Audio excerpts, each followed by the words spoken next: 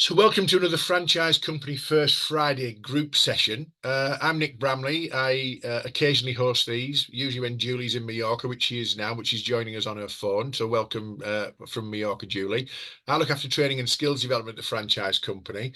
And I'm proud today to be running something that's quite different for what we've done for the First Friday group. Normally we have maybe one guest or two guests on, do some kind of presentation or interview. This is a very different approach in terms of how we are looking to deliver. So what I'd say to you all for best experience, if you can just adjust your Zoom settings to speaker view, then what should happen when we get into the conversational piece, you will get the view of the person responding to questions, etc., etc. So that's just a bit of housekeeping to start the thing. So today we've got a really interesting approach. We've got four representatives of a recent collaboration called the Best UK Franchises.co.uk. And we're going to explore that collaboration and why it came about and what it's about and how it works and what its objectives are with four people. Now, they represent at the moment 15 established and existing franchises. And the four people we've got involved today, we've got Sandra James, the cat butler. We've got Sarah Cressell, OBE, the creation station. I'm not sure Sarah's here yet. We might be replacing her with Anne-Marie, who didn't know she was going to be replacing her until about 2 minutes ago. So we'll cut her some slack if we have to. We've got Christina Taylor Chisholm from Popolo Ceramics. And last but very much not least, we've got Chris Goodchild from the Best Magic Mirrors. So we've got a lot to get through. We've got a fair few sort of insights and questions and things to share. So we're going to start with asking a question first of all to Christina. Okay, so Christina, first and foremost, what's this all about? What's the exciting collaboration? Who's involved? I've briefly shown you the sort of 15 logos, but just tell us a little bit about kind of what it's about and where it's come from. You need to come off mute. It would help if I was off mute, wouldn't it? It would, yeah. Thanks to have us on, first of all. It's a collaboration between 15 franchises. We've all got the same values. We've all been accredited by the BFA, the British Franchising Association. And we wanted to come together to basically spread the word about franchising. We've all got our own networks, our own customers, and obviously our own customers know what we do, but they don't necessarily know about other businesses within franchising. So really it's to spread the word about other businesses and what other opportunities there are out there. Okay, it sounds like a good starting point. Spread the word about the sector, representing the sector. I'm going to come to Chris. This hasn't happened accidentally. It looks like there's a lot of work gone into it and getting off the ground. How did this evolve from an idea? I'm assuming there's a glass of wine involved with people or somebody came up with an idea and you explored it. But how did the idea come about and how did it evolve into where you are right now from a germ of an idea into an absolute sort of, we've got something going here? Unmute, Chris. Right, sorry. So essentially what happened was we were at the BFA conference. Myself, Christina and Jenny were just having a chat. So it wasn't wine this time. It was a nice cup of coffee. And we were just catching up really with people that we know within the sector. And we're always trying to think of new ways to collaborate. That's kind of what we do and why we love the franchising sector itself. And I kind of said, look, you know what, I've got an idea that we spoke about a while back. If I can get people to buy into it, this is kind of what I'm thinking. Would you jump on board? So as the day developed, we were just sort of throwing back ideas with each other and who might be involved, etc. Long story short, by the end of the day, we had 5 people on board already. And then it was kind of snowballing. So we kind of stepped back a bit and then had to put some parameters in place, I guess, with respect to who's going to come on board, how many, etc. And then, yeah, we came up with different ideas, and yeah, the concept was born. Really, I could keep going on, but I'm aware that you're going to ask lots of questions. No, So. I'm going to follow that up really because I quite like the first response from Christina in terms of promoting the sector, and obviously anything that promotes the sector is really valuable. Would somebody like the BFA not have any concerns about this starting to be something that's separate from them? I know you're all BFA members and accredited. Does it not feel like it's competition, or what was the response from them? For me, it's absolutely not competition. It's more about shouting about the BFA and collaborating with the BFA, being proud of the BFA. This thing wouldn't really have happened without the BFA and their support and their continued support. So yeah, like anyone that thinks it's competition is completely like looking at it from the wrong direction. You know, for us, it came from the BFA, and yeah, we're big fans of it. You know, even on the website we talk about the BFA, so it's absolutely not competition. No problem. I mean, it's a collaboration of members, isn't it, at the end of the day? Yeah. So it's not, but I'm just wondering from an outside perspective, that could have been perception, but that's absolutely fine. I don't know whether Sarah's with us. So if Sarah's not with us, I'm going to ask Anne-Marie to jump in. And I apologize, it's Anne-Marie. This is a great example of collaboration. And I'm a big fan of collaboration for mutual advantage. And that's exactly what this is. So why do you think it was needed? And what's been the reaction from others within the sector to this particular launch? So Anne-Marie, I'll ask you because I don't think Sarah's in the room for us. If you can unmute for me, Anne-Marie, and maybe respond to that in terms of the kind of response from the sector and why do you think it was needed? I'm not necessarily sure that it was something that was vitally needed, but I think when you're a franchisor and you've got so many good relationships with other franchisors, you're always exploring different ways that you can collaborate. And I think for anybody in the franchise industry, there are so many misconceptions in the UK about what franchising is, that the more work we can do together to try and myth bust all of those misconceptions and actually get the word of franchising out there in a collaborative way is essential. For example, a lot of us do talks. I do talks into secondary schools, careers evenings, universities, and I always use a QR code linking back to the BFA and to our website just to let them know the variety of options that franchising covers, what business format franchising is. And so really, I see this as a real educational piece just to enhance what the BFA is doing, really. That's a great way of looking at it as well. And I think in terms of anything that does that sort of promo would help on that basis. You mentioned that you've got good relationships with other franchisors. Was it therefore easy to decide is it by invitation, or how do you get, is it who buys the best wine? How did you get the invite to the table to be one of the 15? Well, as Chris said, there was a few of us at the BFA conference and we all started discussing it, ways that we could work together, and also people that inquire about our franchise that particularly might not be right for our offering, that we could signpost them to other options. But then to bring people together, it was all about making sure we all complement each other. We haven't got any conflicting offerings out there. So collectively as a group, we discussed, who else could come in and what type of business does the website maybe not represent yet.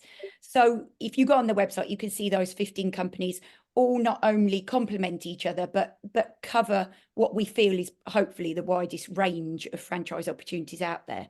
Excellent. Okay. So I'm going to come to Sandra. If you can unmute, ready for answering, Sandra, for me in this one. So your target audience, obviously going forward, are people who are looking to enter the franchise sector, potential franchisees. So how does the bestukfranchises.co.uk stack up in terms of how they can engage with you, what you offer and how you operate as a collaborative group? Would it be fairly easy for them to enter engagement with you? Would it be confusing? What's the process by which that work that you've mentioned there, Anne-Marie, that education piece, then genders a response through, the bestukfranchises.co.uk? I'm kind of interested in how does that stack up then as a potential franchisee? So Sandra, what's your view on that? Yeah, so I mean, I'd like to just echo what Anne-Marie said there. So in a nutshell, the group isn't just about a list of franchise opportunities. So in terms of engaging potential franchisees, the platform stands out by offering a community-driven approach. And that's the message that we want to hit home. You're not in it alone. You're joining a network committed to support growth and success, and helping potential franchisees succeed in their franchising journey. As regards to the website, Chris has made that really user-friendly so that potential franchisees can easily see what joining us looks like and what we stand for. So the website is very straightforward, it's inviting, and it's packed with all the info that they need to see how that they could fit into our franchise. And joining this group aligns perfectly with what the Cat Butler is passionate about, and that's delivering exceptional care, adhering to our values, and ensuring every client receives VIP treatment. And this alignment with the group's ethos was a natural fit for us. And it's more than just networking. It's really finding our tribe and really making a difference together. Okay, I mean, you kind of reiterate a little bit there of where we've touched on earlier. I'm going to explore that a bit more with Chris now, if I can. Obviously, the demographic of the group, there's 15 in there. How easy was it to kind of get the concept out there to get that initial buy-in? I think you mentioned at the start of the end of the first day of conversation, you had 5 people saying, yes, I'm in. How easy was it to present as a concept, and then how easy was it to develop into the 15 that you've got now, Chris, from a standing start? Honestly, super easy, right? It's driven by very, what's the word? People that just want to help other people, right? So when you come up with a concept that is based around helping others, which is what we do day in, day out anyway, why wouldn't you want to be a part of it, right? So it was super easy. I think within 3 days we had the 15 people. Then it was back to me for creating the website and the content, etc. So yeah, from start to finish, honestly, within a week we had it up and running. And then it was more about how we promote it, how we get other people to promote it through a timed approach rather than spamming everyone, because that's the worst thing we want people to do. We just want to show people there's loads of options out there. So we do have a way of getting out there at certain times, but Christina is kind of in charge of that. Oh, okay. So we've got a hierarchy, but we'll cover that later. Don't worry about the hierarchy. In terms No of hierarchy in this group, I promise. Christina being in charge and you do the website stuff. No, that's absolutely fine. Was 15 always the optimum number, or is that just where you ended up at a point in time and said enough's for now? Or how did 15 become the number? Yeah, so it was going to be 10 because I needed to manage it, because it was my own time that I was putting into it as well, right? So obviously we're all very busy people. So I was like, I need to work out a number that's manageable for myself. And also that didn't look like a directory. Okay. So not, we didn't want to look like a directory and put in the search term, etc. It needed just to be one page, very engaging. And then there was a lot of interest. So I was like, you know what? We could actually probably put 15 together for at least a year. This thing's going to grow organically. We're going to try things. We're going to test things. People are going to engage with the group. People aren't. They might drop off, and there'll be a space for someone to come in. Okay. So yeah, that's how it worked. Okay, I'll go back to Sandra. Something you touched on, Sandra, I'd like to explore a bit further, is this thing about the right fit, values and sort of, what your beliefs are around the Cat Butler. And you're joining a really interesting collaborative group. There'll be 14 others plus you. So how do you sort of make sure that your own values and the values of your Cat Butler franchise, which obviously is going really well, how do you transition that into a group of 14 other people, of which you are just one of 15, and make sure that your values are the right match and don't get in some way, shape or form diluted, Sandra? Because I know it's really important to you that you're a values-based kind of delivery, if that makes sense. How do you make it work? Yes, I mean, we're not just about offering a premium service where every sort of client feels valued and cared for, but we are more than that. We sort of deeply invested in building and nurturing a successful and supportive network that sort of uplifts every franchisee. And I just felt that this aligns perfectly with the group's mission, which is to empower people to run their own successful ventures, you know, backed by solid support and guidance. So it just you know, it fits in perfectly with our values. Excellent. I guess if it didn't, you wouldn't have been involved in from Yeah. day one. Yeah, exactly. Okay, and I'm assuming that works for the same for the other 14. You've got to have some level of consistency, and you've also got to get on, haven't you? So if you usually get on with people who've got similar values and you know, sort of traits as yourself, so that seems sensible. I'm going to go to Christina if I can. Christina, for unmuting for me. Obviously it's still fairly early in the journey. I'm quite keen. We haven't touched on when it all, you know, when was that coffee meeting? If you can let me know when that was, that'd be good. How's it been so far, and what have you learned to date?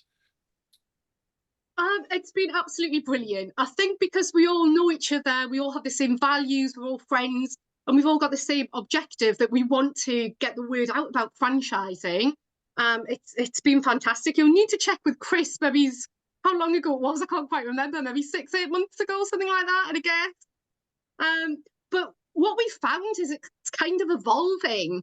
For example, I went to do a careers fair at my son's school, who's 11. And whilst I was there, rather than just promoting my own business, I was asking the kids, you know, what is it you're interested in? Oh, you're interested in dancing. Did you know that you can have this dance franchise? Oh, you're interested in animals. Did you know you can do this? I was telling about the capital.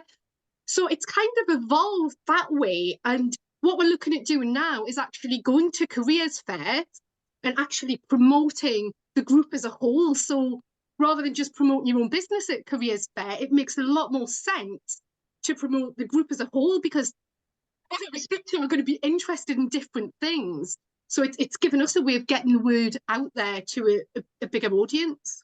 But you've also got the chance of exciting somebody about franchising who, with all due respect, might not be excited about one of your businesses because it might not float their boat, but then they're interested in, oh, I didn't know I could do that though. And then the franchising concept becomes kind of what they're interested in, and then there's 15 of you to say, you know, which one of these is a good match. And so we'll explore that a little bit later, but that makes sense. And what have you learned about, kind of, apart from the getting it to a wider audience, anything you've learned that's helped you in Popolo Ceramico then, Christina?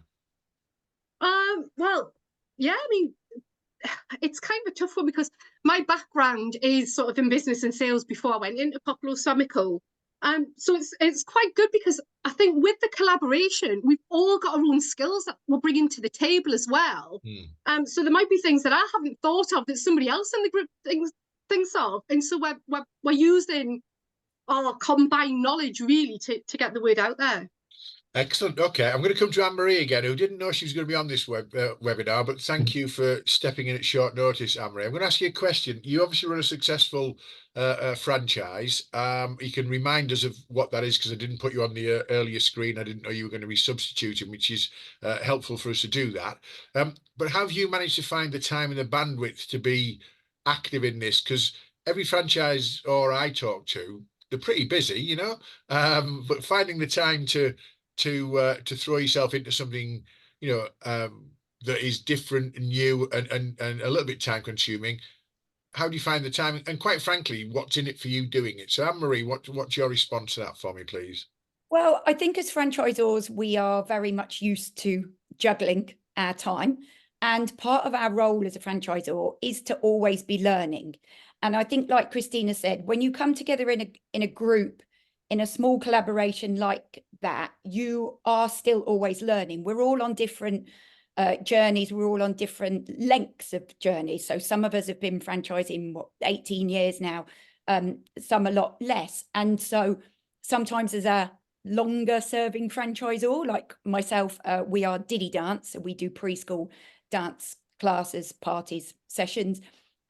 Sometimes you've got to make sure you don't get set in your ways. So when newer franchisors come in with different visions and different perceptions of things, that you're like, oh, that's great, I didn't think of that.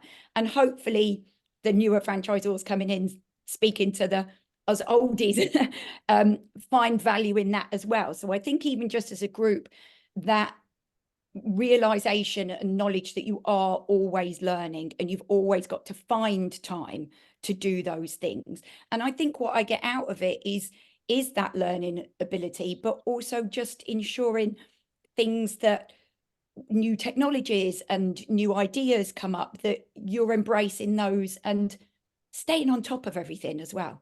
It sounds like a great best practice share, and that will evolve, I guess, over time. I don't know. From a viewpoint of the operations of it, do you have regular meetings, regular Zooms? Do you meet at BFA events? How do you get FaceTime with each other to share those ideas and to discuss what's next? How does it work in operational terms at Anne-Marie? Well, we've got a big group chat that we're always sharing ideas on as well, but then we always try and get a monthly Zoom together so that we get face-to-face time and can really put some of those ideas into practice. There's always constant communication. We're always discussing franchising events that we're actually going to attend.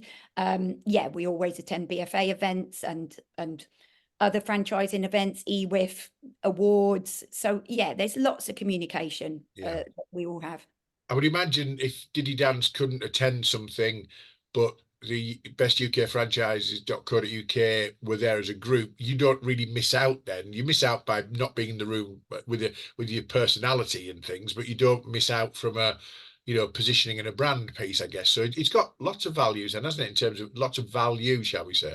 Absolutely. I think the more you can get your brand out there, especially when it does come under some sort of collaboration or association, then it just shows that you as a brand are collaborative as well, if that makes sense. So yeah, anytime you can get out there, any other opportunity that you can be there and in association with others. I think if you look at some of the franchise exhibitions now, a lot of the exhibitions have collaborative stations now. And so I think that's always seen as a very positive thing.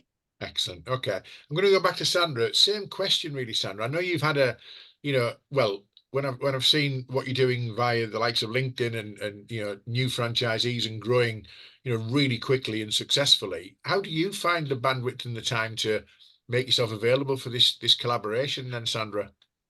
Well, I mean, actually, I haven't found that being part of the group has been particularly time consuming at all.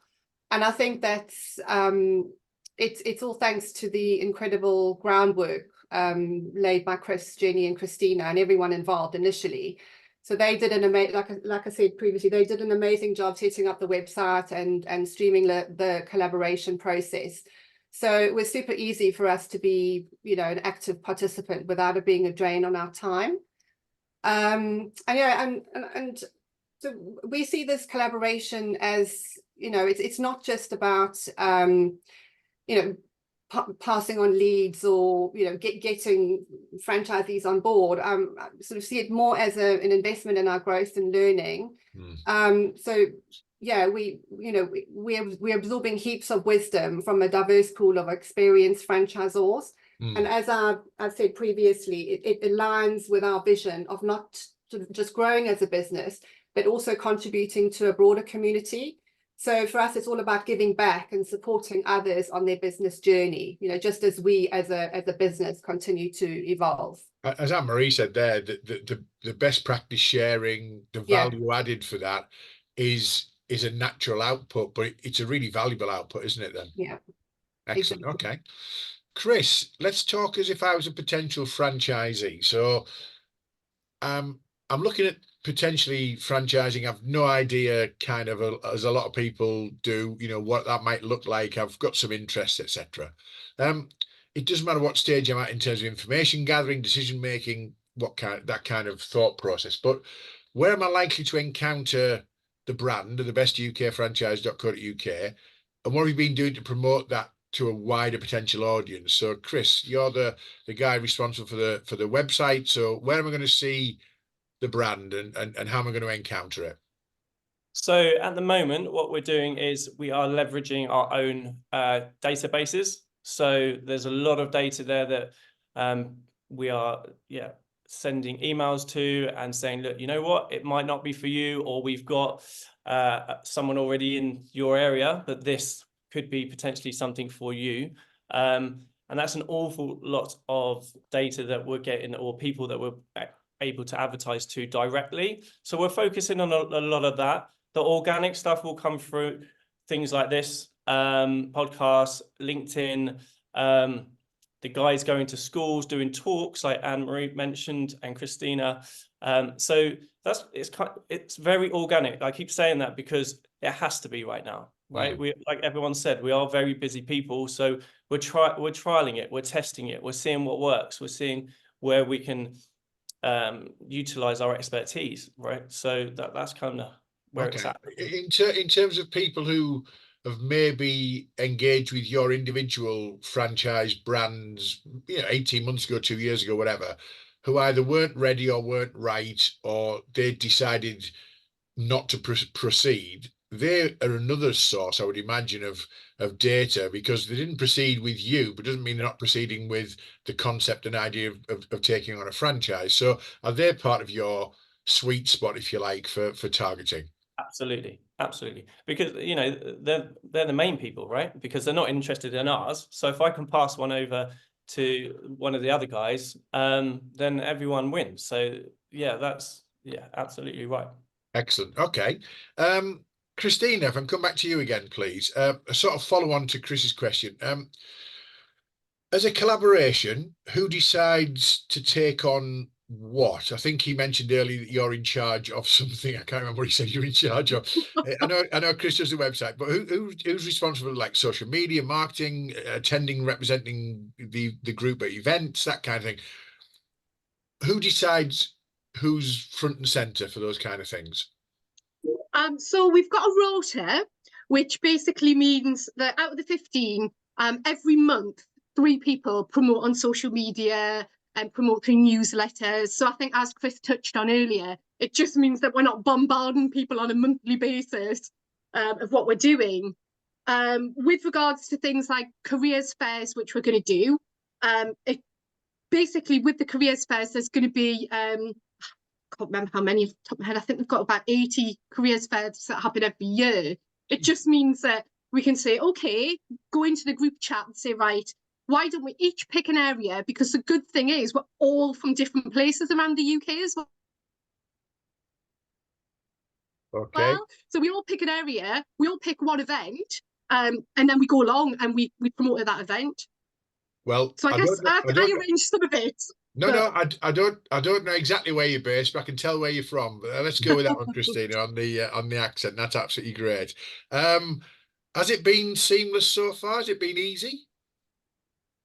It has, yeah. It's been really easy, actually. I think because we've all, as I say, know each other and we kind of work together. It's kind of been really easy. It sort of suggests you got the base level right, of the right people with the same values, because it does make it easier when that happens. That's a great, I get that. 80 careers fairs, good grief, that's a lot, isn't it? I mean, you couldn't get to 80 as Popolo Ceramico. You might get to a big percentage of them as, representing the 15 in the group, I guess. Yeah, absolutely. And the thing is, if I went to one careers fair in the Northeast and I promoted Popolo Ceramico, I'm not going to hit that many people. There's not going to be that many people who are looking at a creative business. Yeah. But if 15 of us are doing 15 of those careers fairs in 1 year, and we're promoting all of those businesses, the amount of people we're going to hit is just phenomenal. Your snowball quickly picks up speed, doesn't it? Okay. Let's go with Anne-Marie. Sorry again, I know you weren't expecting. What have you put your hand up for in terms of volunteering your time and expertise, Anne-Marie? What have you thrown yourself into since you got involved with bestukfranchises.co.uk? Well, I think what I'm probably best known for is video content creation. So I do a lot of work on TikTok for our brand and have built quite a large following. And so when we first started, we decided to do some collaborative videos, which I chased up and edited and then put out on all of our various platforms and shared with everyone. So that's where one of my strengths is. So a lot of video content, but also speaking to the others' networks about video content as well is good. But I think we all, as Christina said, have our own areas. So for example, when I've been at London events and areas, I'm also London regional chair for EWIF. So I'd spread the word into those platforms and events as well. So yeah, I think we all have our different skills, and I think that's probably what mine has been most utilised for. Well, at the end of the day, you've got to work out what the skill set of 15 people are and use the right ones, the right times, the right output, really. So you're a TikTok lady, are you, Anne-Marie? That's right, yes, for my sins. Excellent. Okay. Not a platform I'm fully engaged with, but the occasional thing pops up and says, have a look at this. And it's not drawn me in yet, but I can see why it's from a visual and creative experience. It's the right platform to be on, isn't it? So that's a brilliant. And you're a sort of a master video producer for TikTok, 15 seconds of interest kind of stuff, are you? Yeah, just getting those hooks right. But yeah, it depends where your target market is. For us, young parents with young children, that is where our demographic lies. And I think where a lot of people, it lies as well. And I just think it's another platform where you can repurpose or re-edit content to, it's free. Why not get it out there as well? Absolutely makes sense. Sandra, I've got a question for you. What have been the early successes of the group? Maybe something you've been proud of. And I'm going to come to Christina, and I'm going to come to Anne-Marie for that one as well. But let's start with Sandra. What have been the early successes that you might have been proud of as part of the collaboration? Yeah, I think one of the early successes that really stands out, and it's something that I'm actually incredibly proud of, is how quickly we've managed to kind of foster a sense of community and shared purpose within the group. So I mean that's really remarkable considering the diverse backgrounds that we all come from. So it's all about how we help each other, you know, whether that's passing on potential franchise leads or giving a shout out to someone else's business, swapping tips and tools, or just being there to cheer each other on. So the way we've all kind of lifted each other up has made a real difference, and you can feel that in the group. And it's really shown us how powerful working together and supporting each other can be. And that's something that really means a lot to me. Excellent. Okay. Same question, Christina. What do you reckon you would say, you know, you've been proud of, or an early success that you've been involved in that you seem to, that's resonated with you? I think for me, it's basically all of us coming together, which Anne-Marie was saying earlier. We all have different skills.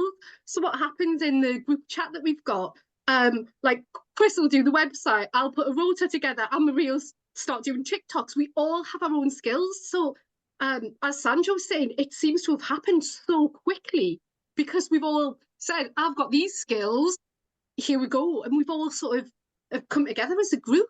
Yeah. And I think moving forward, for me, going to the careers fairs and getting the word of franchising out to the young people is just going to be absolutely brilliant, because I don't know what your careers advice was like, but I'd certainly never heard of franchising. So I think that will be a biggie for the group. I was from the northeast. It was either you go and work at ICI or in the shipyards, and that was it. But I'm about 1,000 years old, though, to be fair. So that was when we had industries in the northeast that they just opened the doors on, you know, in August. Anyway, so I guess Chris, I'll come to you for that one rather than Anne-Marie, because Anne-Marie sort of half answered it with her previous response. So Chris, early successes, early achievements, things you're proud of with the group so far? I'm proud of loads of things. So I'll pick a few. So the speed that everyone came together, like it's been mentioned, was incredible. Just shows that everyone has that common goal. For me personally, within, I don't know, a week or so, Christina literally said, there's someone who's interested in your franchise with the best magic mirrors, which is a luxury photo booth franchise. So it proved that the concept worked. So that was really good for me, because I was like, I hope this works, like everyone does, right? So when you come up with a new idea, you just want it to work, right? So when the thing actually, you know, the model actually worked to a cold call that turned into a warm call, turned into, you know, someone that potentially could be a franchisee, for me, that was a big win. Yeah, and there's a lot to come. But yeah, I tell you what, we love a quick win though, don't we? When you got a concept, because it's only a concept and an idea until it grows legs, and then you hope, like you say, on paper it looks brilliant. Let's hope it delivers something. So a nice quick win's always great for everyone. And in this case, obviously with your situation, great for you as well. But it's good for the group as well, isn't it? It is very, very much so.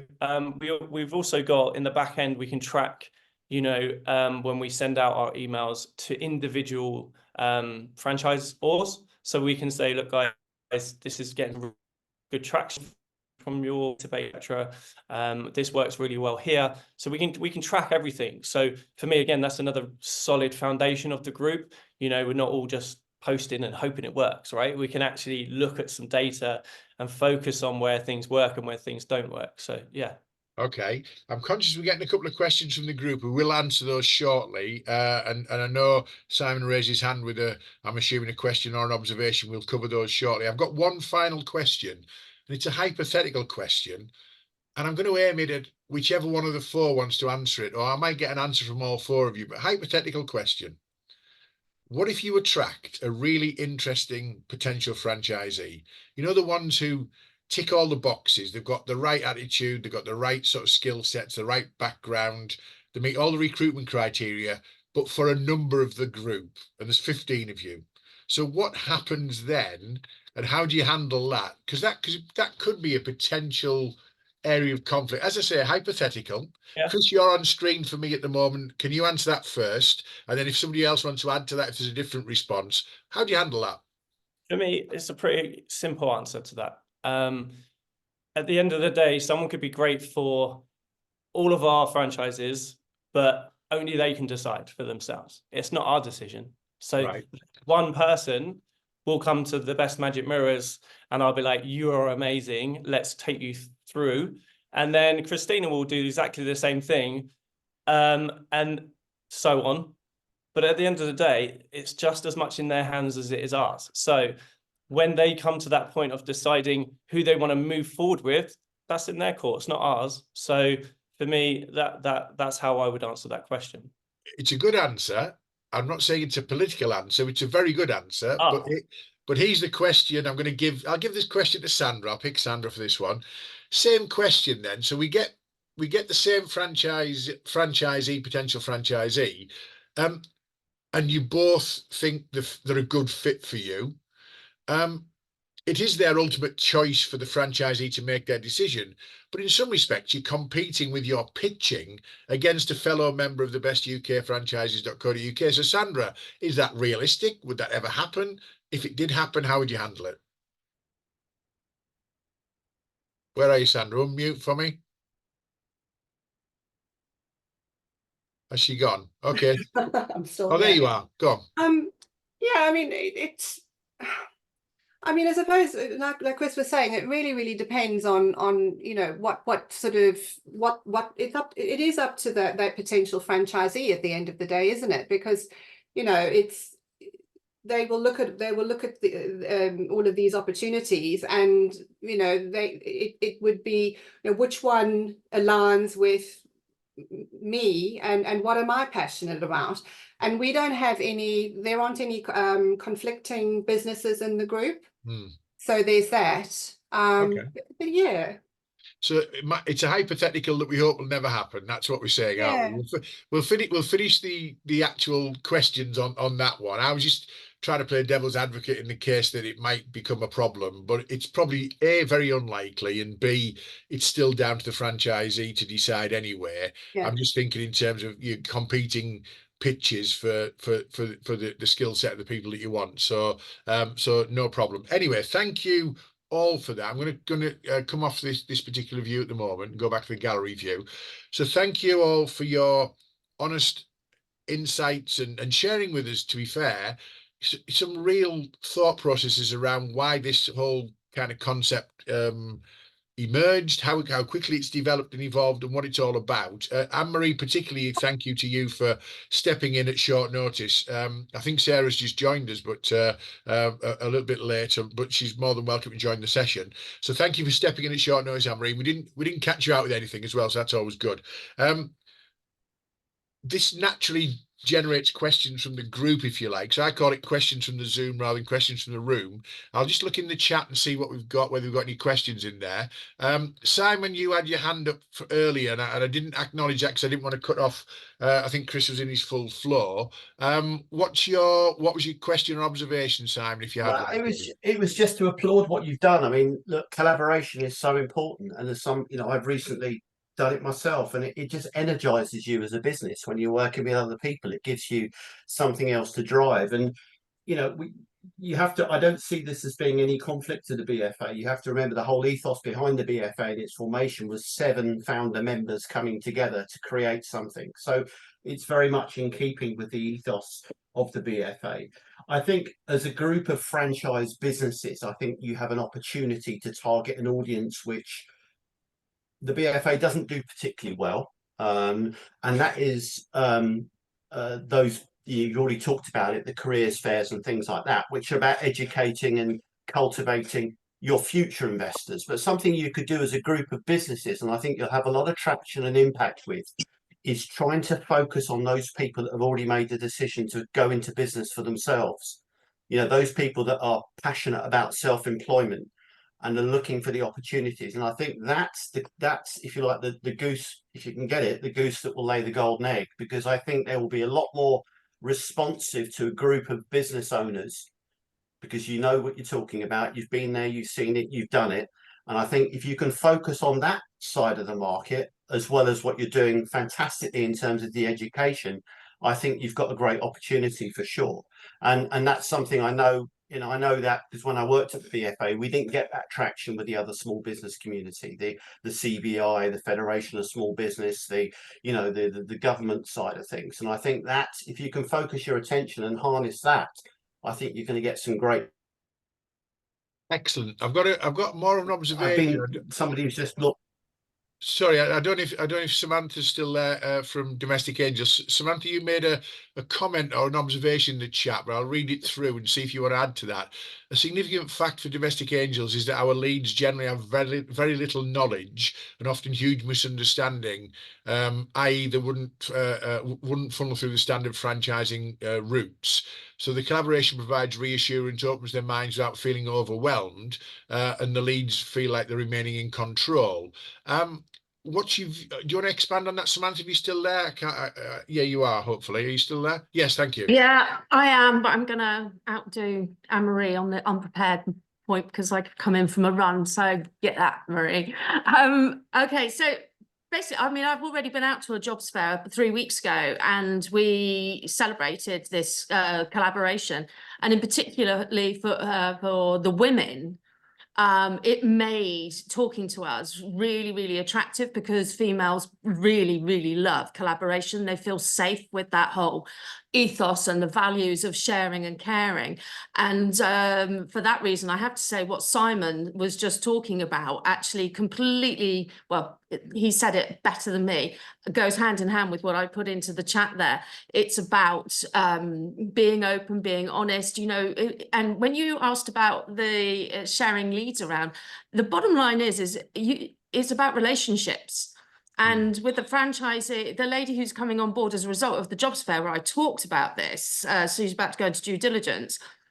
The thing that I asked her was her why. I put her in under interview and asked her why she wanted to do this, why she wanted to be part of Domestic Angels. And when she walked to that jobs fair, she didn't know that she wanted a business, let alone a franchise. Okay, so this is a big turnaround. This is the power of the collaboration. And so therefore, none of us are in competition with each other, because that why can only be pure and genuine for between that prospect and one of us. So, and that has to be completely open, and that's part of the common denominator values that the team were talking about at the top of the meeting. I apologize for looking like a bag of spanners, but I'll get Absolutely. A, you don't, and B, no apology needed. And C, with that quality, that answer, I should have had you on as well. But that was a fantastic response, Samantha. Appreciate it. Any questions or observations from the rest of the group? I mean, it's been a great, the four who've been involved in answering the questions, and Samantha's expanded upon that as well, and Simon's added some real value to insights there. But we've got a few minutes left on the call, and I'd be quite interested to see any observations or thoughts or follow-up questions from anybody else who's on the call. Chris, you're not normally quiet, coming backwards and forwards.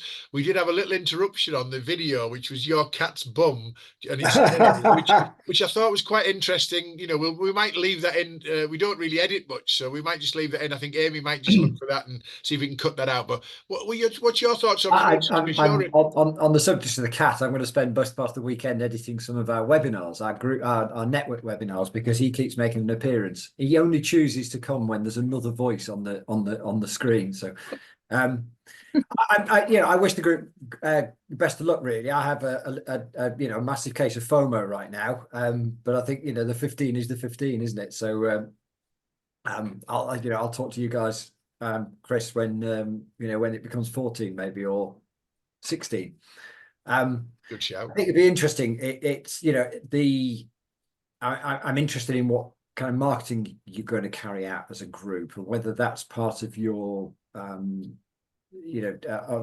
thinking now that you're going to start to market your website and generate inquiries, or whether you're going to be sort of a bit more passive and let people find you. Okay, Chris, I'll go to you with that one, because obviously the website development was part of your initial response. So what's your view on that, Chris? Chris from Best Magic Mirrors. So yeah, it is going to grow organically just because of the time scales that we've all got available. But I'm my past life, I was a graphic designer, so I will create adverts and the artwork that is required for the brand. And then we've got Jenny, who will help with content. So again, we're just drawing on everyone's skills, really. But the more that we're doing things like this, really, or LinkedIn or Facebook, etc. There's no real plan. Do you know what I mean? I'm going to be really honest with you. Like the busier that we're getting, and the more interest we get, and the more that people put their hand up to help and say, right, you know what, I'm going to run this side of it, or I'm going to do this side of it, then we're just going to put the right people in the right places. Right. Because I don't want it to be forced. I don't want to say, right, I want us to do this. I want us to do, you know what, people need to almost offer their time up within the group, because then you know that they generally want to do it. The people that don't or aren't as active within the group, then maybe they're the people that it's not for. So we'll see it's like a lot of things, you give as receive, don't they? You get back what you put in, hopefully magnified. And I just want to say while I'm on it, like all the support you guys are giving us and the feedback, that means everything to me. So yeah, thank you for your positive. Good to know. Good luck. Nick, I've got to go, actually. I've just got to do something. But I mean, I would like to support you in any way that I can, and I'm sure that a lot of the other franchise professionals are on here as well. I'm not going to promote what we're doing, but we do a live broadcast now every week around franchising brand stories. And if it's something you would like to do, then Anne-Marie's appearing on it as well. Then I'm more than happy to facilitate that as well. I think one of the things I've learned from a collaboration as well is that you need to put in some form of protection as well around it. And if you can, I don't know whether you can, but if you can register the trademark, I think that would be quite useful. Whether it's, I don't know, you need to get some advice on that. As an educational platform, you may be able to register it as an educational provider as opposed to a marketing and sales platform. But I mean, that's something I've learned as well. Anything you do, you've got to get it registered, because trust me, there are plenty of people out there that are ready to copy things or pass off as you. So, but listen, I'd love to support you in any way that I can, and I'm very best of luck to you. And I take my hat off to all of you, because I think what you're doing is fantastic. So well Excellent. done. Good. All the Thanks best. for that. Thanks for that, Simon. Good luck. Lovely to see you again. Sarah, you got your hand up. I haven't missed your hand up, Sarah Cressell.